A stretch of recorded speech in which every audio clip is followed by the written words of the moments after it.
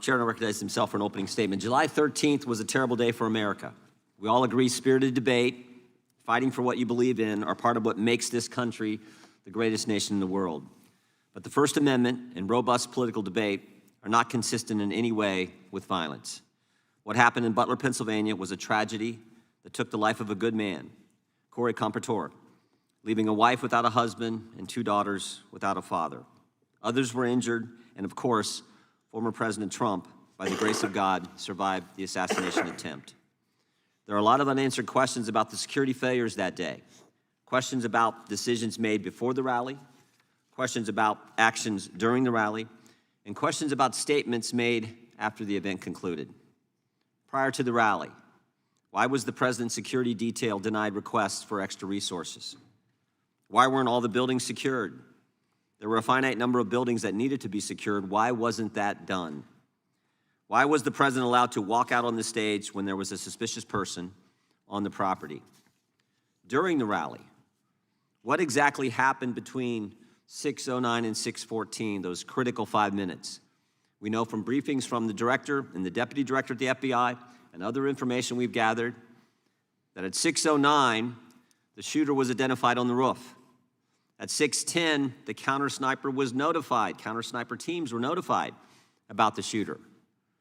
6:11, the shooter fired several shots, injuring and killing one person, injuring others. At 6:12, the counter-sniper took down the shooter, and at 6:14, President Trump was escorted off the stage by Secret Service agents. We need to know what happened play by play, moment by moment, second by second, the communications that took place, again, during that critical 5 minutes. And then finally, after the rally, why did both the Secret Service and Secretary of Homeland Security, Mayorkas, lie to the American people? July 14th, the day after the attack, Secret Service spokesman Anthony Guglielmi said this, quote, "The assertion that a member of the former president's security team requested additional security resources that the U.S. Secret Service or the Department of Homeland Security rebuffed is absolutely false." The next day, Secretary Mayorkas said, "That is an unequivocally false assertion. We had not received any requests for additional security measures that were rebuffed." But 5 days later, top officials repeatedly rejected requests from Donald Trump's security detail for more personnel. And on the 21st of July, the New York Times, confirming what the Washington Post reported, said, quote, "Mr. Guglielmi acknowledged that the Secret Service had turned down requests for additional federal security assets for Mr. Trump's detail." 180-degree change. Why did they initially lie to us in the days after the attack in Pennsylvania? Finally, we hope to learn more today from Director Wray about the shooter, his use of the drone, the explosives that were in his car, how he got on the roof, and a host of other questions.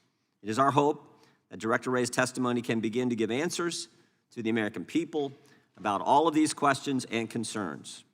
So, Director, we appreciate you being here, and we trust that you're going to be as transparent with the committee and the country as you possibly can.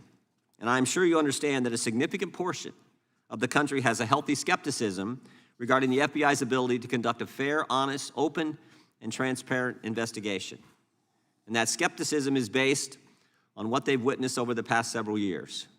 The American people have seen a Biden-Harris Justice Department that can't tell us who planted the pipe bombs on January 6th, that can't tell us who leaked the Dobbs opinion, and that can't tell us who put cocaine at the White House.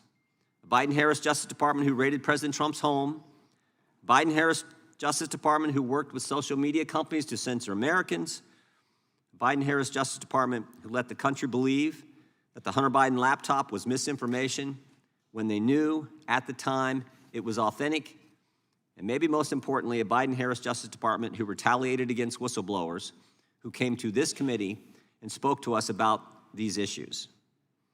Last week, we sent you 12 questions about what occurred on July 13th. We expect you to answer those questions and the others that I've just outlined.